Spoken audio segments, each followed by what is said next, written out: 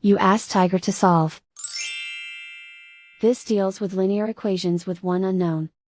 The final result is x equals 2/9. Let's solve it step by step. Simplify the expression. Simplify the fraction. Group the coefficients. Convert the integer into a fraction. Combine the fractions.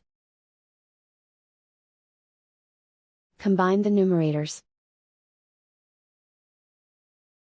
Group all constants on the right side of the equation. Subtract 8/5 from both sides. Combine the fractions. Combine the numerators. Reduce the zero numerator. Simplify the arithmetic. Combine the fractions.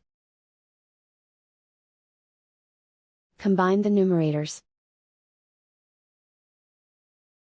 Isolate the x.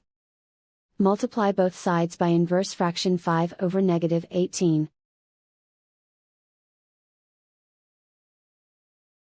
Move the negative sign from the denominator to the numerator. Group like terms. Multiply the coefficients. Simplify the arithmetic.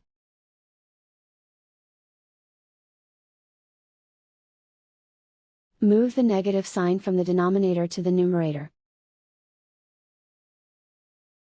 Multiply the fractions. Simplify the arithmetic.